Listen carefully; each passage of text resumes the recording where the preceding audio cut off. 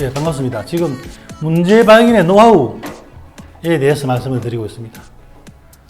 첫 번째가 이제 고객 우선, 후공증 우선의 사고와 어떤 행동, 여기에서 문제를 잘 발견할 수 있다. 이렇게 이제 말씀을 드렸죠.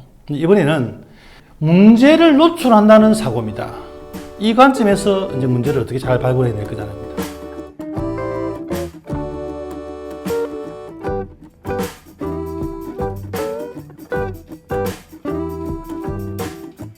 그리고 일반적으로 문제를 모든 사람들이 잘 알고 있다 이렇게 생각하는 경우가 많은데 절대로 그렇지 않습니다. 이게 많은 사람들이 연구를 해보니까 실제 제조기업도 마찬가지고 일반적으로 눈에 보이는 문제와 눈에 보이지 않는 문제로 이제 구분을 해보니까 눈에 보이는 문제가 눈에 보이지 않는 문제보다도 훨씬 적다. 다시 말해서 이 잠재된 문제들이 훨씬 크다는 얘기입니다. 그러니까 일반적으로 문제를 잘 노출하지 못하고 발견하지 못하는 겁니다. 그래서 이 잠재된 문제를 어떻게 눈에 보이도록 할 거냐, 문제를 노출하도록 할 거냐 하는 이것이 바로 문제 발견의 노하우입니다. 그 문제를 잘 노출하도록 하는 것, 그것이 바로 문제 발견의 노하우라는 얘기죠. 뭐 단어는 단순하죠. 우리 현장에 가보면 눈에 보이는 문제들은 뭐 예를 들어서 뭐 설비가 고장이 났다, 화장실이 지저분하다, 예를 들어서 뭐 청소기가 제대로 동작이 되지 않는다, 그죠? 운반 도구가 너무 크다, 적다, 이렇게 눈에 보이는 문제들이 많이 있는데 사실 대부분의 문제들은 눈에 잘 보이지 않습니다. 문제가 노출되지 않기 때문에 그것을 눈에 보이도록 하는 것, 그 자체가 바로 개선을 유도할 수 있다는 얘기입니다.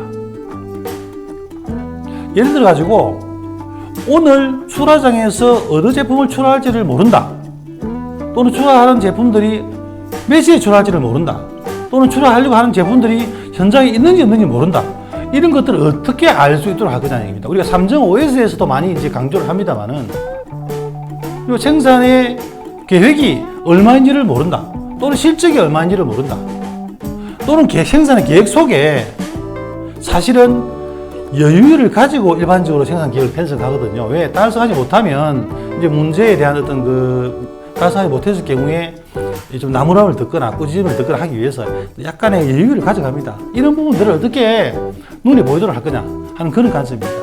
눈에 안 보이는 것들이 뭐가 있을까요?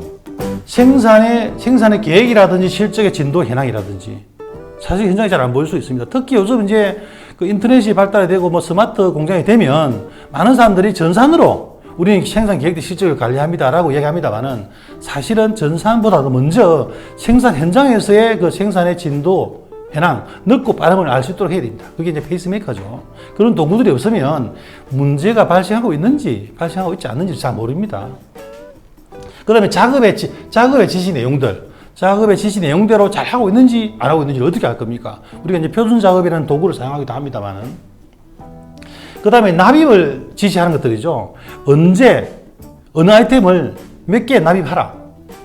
그 납입 계획 대 실적. 이제 제가 지도한 회사 가보면 오늘 뭐 하루 단위로 입고된 실적, 그 다음 출고된 실적, 남아있는 어떤 부품의 수, 이렇게 하죠. 빈카드로 관리하기도 하죠.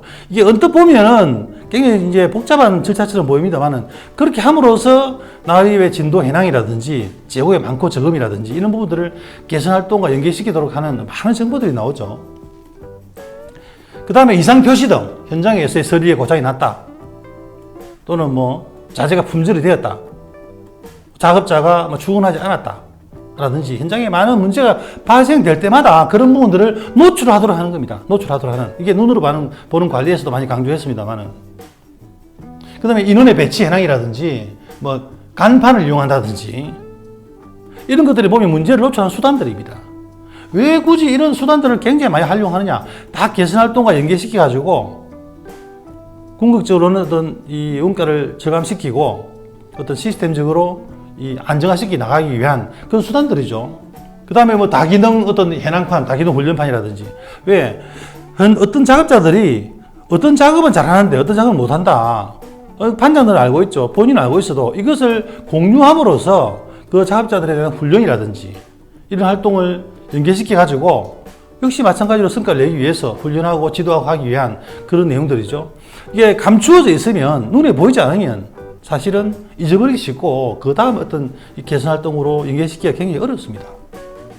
그리고 납기라든지 또는 뭐 장기 재고, 악성 재고, 품질에 관련된 어떤 여러 가지 불량률이라든지 고객별이라든지 아이템별 굉장히 많은 도구들이 있습니다. 이런 부분들을 어떻게 하면 눈에 보이도록 할 거냐는 부분들입니다. 그래서 크게 보면 이제 뭐 설비 분야, 설비 보전 분야, 품질 분야, 그 다음에 어떤 그 개선 활동을 할 때 어떤 목표 관리 분야, 이런 부분에서도 굉장히 많은 어떤 이 문제를 노출하는 도구가 있습니다.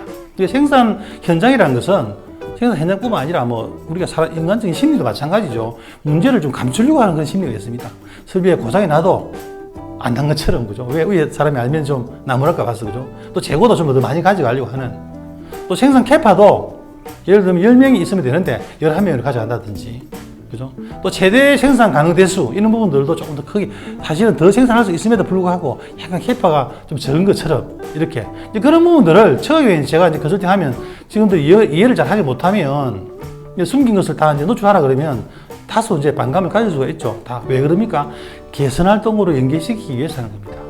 문제가 눈에 안 보이면, 문제라고 인식하지 못하면 그것을 개선 활동으로 연계시키기가 굉장히 어렵기 때문에 그렇습니다. 그래서 문제를 노출하는 그 수단들은 사실 이전에 몇 번 강의를 했습니다. 눈으로 보는 관리에서도 말씀을 드렸고, 그 다음에 NCL에서도 말씀을 드렸죠. 여기서 또 나옵니다. 그게 상당히 중요하기 때문에 그렇습니다. 그래서 이 눈으로 보는 관리에서, 눈으로 보는 관리라고 하는 것은 정상 관리가 아니고 이상 관리입니다. 무슨 말입니까? 문제가 있을 때 그 문제를 드러나게 하는 게 바로 눈으로 보는 관리의 주된 목표입니다. 정상적으로 잘 돌아가고 있을 때는 사실은 뭐 이 파란색의 신호라든지 일반적인 신호를 주지 않아도 되죠. 그래서 어떤 이상이 발생했을 경우에 그것을 누구나 다 쉽게 알 수 있도록 하는 것이 상당히 중요하다는 얘기죠. 그렇게 하기 위해서 여러 가지 어떤 표지라든지 표시, 그죠? 어떤 뭐 이 이상 표시 등을 달기도 하고 하는 그런 부분들이 바로 신속한 조치를 하기 위해서 하는 내용이다. 이렇게 이해를 하시면 되겠습니다. 몇 가지 한번 예를 들어 보겠습니다. 우리가 이제 건강 관리를 할 때 건강 검진을 하죠. 내 몸이 이상이 있으면 이상이 있다라고 빨리 노출되는 게 좋습니다. 어떤 사람은 이제 술을 조금만 마시다 얼굴이 좀 빨개지는 사람이 있죠. 우리가 이제 저도 뭐 잘 알지는 못합니다만 이제 어떤 이 암에 걸린 사람들이라든지 이렇게 보면 초기 단계에 잘 노출만 되면 요즘은 어술이 좋아서 빨리 이제 이게 그 치료가 되죠. 그러나 3기, 4기 넘어갈 때까지 문제가 노출되지 않으면, 늦게 알면 그게 이제 치료하기가 굉장히 어렵지 않습니까? 그래서 우리 정기적으로 이제 1년에 한 번, 2년에 한 번 진단을 받는 이유가 빨리 문제를 찾기 위해서 그런 겁니다. 우리가 담배를 피우는 사람도 보면, 뭐 저도 예전에 한 20년 전에 담배를 피웠습니다만, 이게 담배를 피움에도 불구하고 몸이 건강하다면 그거 피워도 관계없죠. 그러나 담배를 피울 때 몸에 문제가 있다, 이상이 있다라고 이제 느끼기 시작하면 그것을 빨리 이제 전문가, 의사한테 가서 진단을 받는 게 좋습니다. 그래서 담배를 한 10년 정도 피웠기 때문에 안에 폐가 어느 정도 기능을 하지 못합니다. 그래서 이게 조금 더 피우면 더욱더 큰 부위가 이상 기능을 발휘하지 못하기 때문에 어떤 몸의 변화가 옵니다. 이렇게 빨리 노출하면 개선 활동을 연계시킬 수가 있죠. 건강에 대한 부분도 마찬가지입니다. 그다음 현장에 재고 관리를 할 때 더욱더 그렇죠. 그래서 이제 우리가 재고라든지 완성본 이런 부분들은 눈에 잘 보이게 해야 됩니다. 창고 위치를 저쪽 구석에 한다든지 이렇게 하면 안 됩니다. 제일 잘 보이는 곳에, 그죠? 재고가 늘어나면 늘어났다는 사실을 쉽게 알 수 있도록 높이를 제한한다든지 또는 재고 해랑카를 운영한다든지 어떤 재고가 늘어나면 빨간 어떤 딱지를 붙인다든지 이렇게 해가지고 재고가 늘어났다는 사실을 알 수 있도록 해야 됩니다. 그 다음에 이제 각종 설비라든지 이런 부분에 이 내부가 잘 보이도록 하는 겁니다. 문제가 눈에 보이도록 하는 겁니다. 그죠? 그 설비에 보통 이제 최근에 제가 이제 지도할 때는 설비에 이제 이런 앞에 창 같은 거는 투명창을 하자. 아니면 아예 창을 없애자. 요즘 엘리베이터 같은 경우에도 이제 안에 다 보이도록 하는 이유가 거기 있습니다. 왜 엘리베이터 안에 사람이 갇히면 문제가 안 보이죠. 그죠? 투명하게 하면 잘 보이죠. 그죠? 그런 식으로 뭔가를 이제 문제를 노출하는 구조로 만드는 거죠. 그리고 각종 경고판 이런 부분을 많이 설치합니다. 이게 이제 저 고속도로를 운전하다 보면 전국에서 교통사고, 사망사고 최대 발생 지점 해가지고 크게 붙이는 데 있습니다. 그럼 정신이 번쩍 들죠. 그렇게 붙이면 이제 개선 활동으로 유도하는 어떤 그런 어떤 이 힘이 더 커지겠죠. 아, 여기는 반드시 개선해야 되는 거구나. 또는 아, 여기 다닐 때는 굉장히 조심해야 되는 거구나. 그래서 문제를 노출하는 것. 그리고 환경 문제, 안전 문제 마찬가지입니다. 현장에 어떤 문제가 발생되면 환경 사고 발생 지점, 안전 사고 발생 지점, 우리가 잘하는 것을 잘하는 것도 중요합니다만은 문제가 발생될 우려가 있는 것, 이런 부분들을 잘 노출하는 것, 그게 눈으로 보는 관리죠.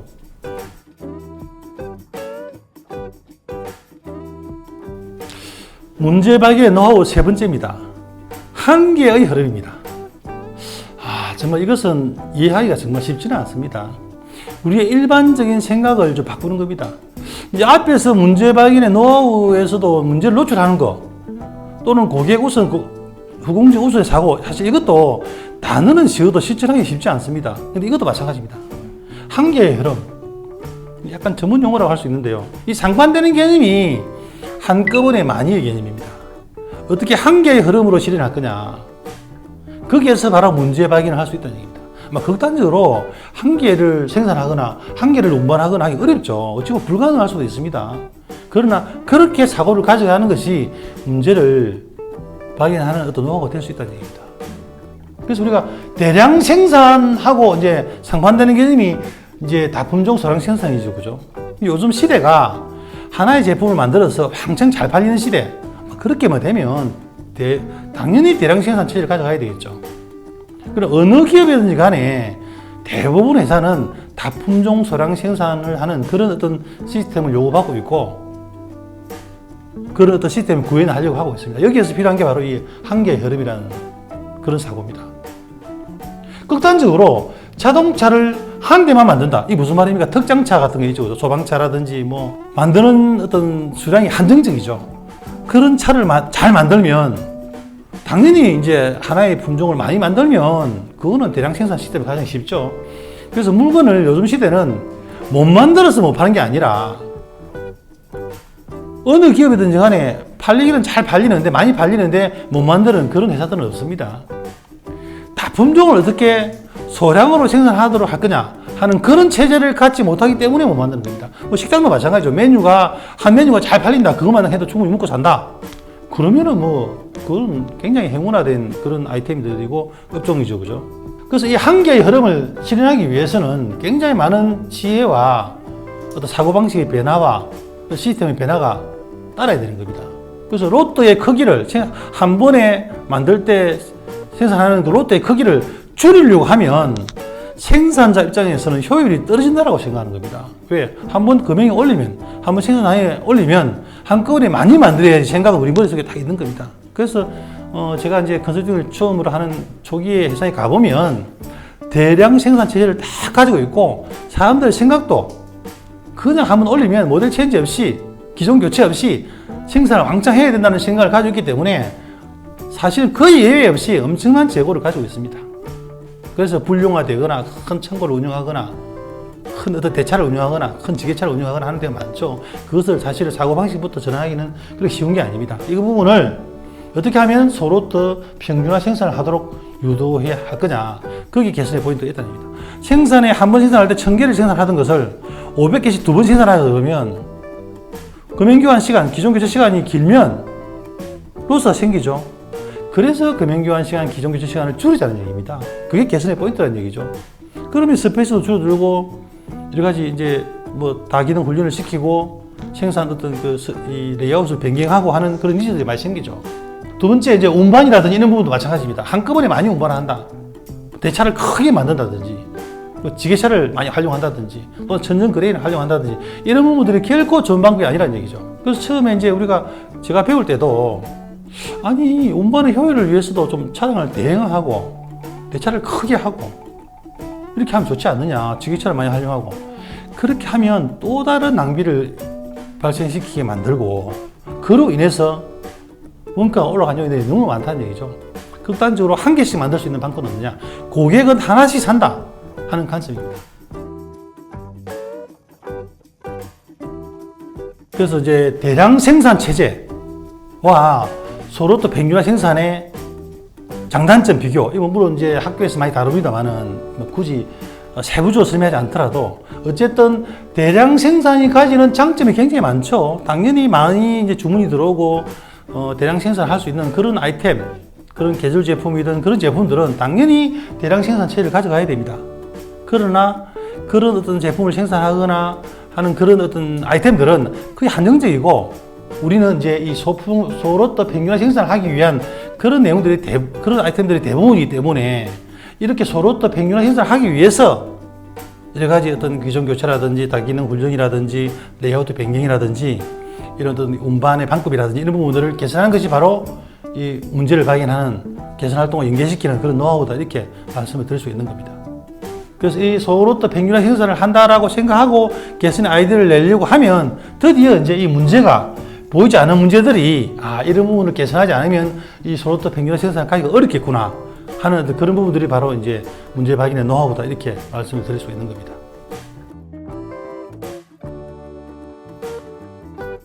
그러면 한계의 흐름에 대한 어떤 사례에 대해서 말씀을 드려보겠습니다. 우리가 일상생활에서도 그대로 응용할 수가 있습니다. 이것을 이제 계속적으로 일상생활에서 응용하는 그런 훈련을 해야 됩니다. 그래야만이 이제 문제를 잘 발견할 수가 있죠. 우리가 이제 운동을 할 때도 보면 주말에 왕창 이제 열심히 땀을 뻘뻘 흘리면서 하는 그런 사람들도 있고 어떤 사람들은 매일매일 조금씩 뭐 일주일에 3번 이상, 한 번에 30분 이상 이렇게 운동하는 사람들이 있죠. 뭐 사람에 따라서 다르게 평가합니다만은 여기서는 조금씩 자주 하라 이렇게 되어 있습니다. 뭐 30분 이상, 일주일에 3번 이상. 그게 더 건강에 좋다 이렇게 말하는 사람이 있죠. 약간의 사고방식과 이런 어떤 관점이 생각하는 관점이 다를 수가 있는 겁니다. 지금 문제 발견의 노하우 이 세 가지 전체가 다 그렇습니다. 이 공부하는 것들도 보면 시험 기간이 되어서 이제 밤시험을 해서 공부하는 사람들도 있고 또 어떤 사람들은 그날 배운 것을 그날 복습하고 그죠? 또는 그 주말에 복습하고 이런 사람들이 있죠. 한꺼번에 많이가 아니고 조금씩 자주의 개념입니다. 그럼 돈을 벌 때도 한꺼번에 왕창 버는 것도 있고 조금씩 꾸준하게 이제 버는 방법이 있죠. 뭐 대부분의 사람들은 한꺼번에 왕창 많이 벌고 싶죠. 그러나 소로또 평균화 생산이라는 것은 꾸준하게 성장하고 안정적으로 이제 발전한다는 개념이죠. 이게 뭐 우리가 복권을 탁 사서 뭐 10억이 당첨되면 좋은 것처럼 보입니다만 사실은 그 돈은 그렇게 오래 가지 못한다라고 이제 우리가 신문지상에 많이 봤죠, 그죠?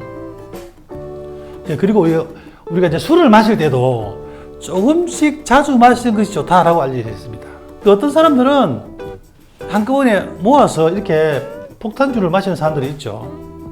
그러면 그것은 건강에 굉장히 좋지 않다라고 알려져 있습니다. 예전에 우리 이제 그 어르신들 보면 열심히 일을 하고 저녁에 이제 막걸리를 한잔 한다든지 이렇게 하는 것은 뭐 몸에도 좋다 이렇게 이제 알려져 있을 정도로 조금씩 하는 것은 그렇게 나쁘지 않다는 얘기죠. 그게 어떤 이 조금씩 자주의 개념이죠.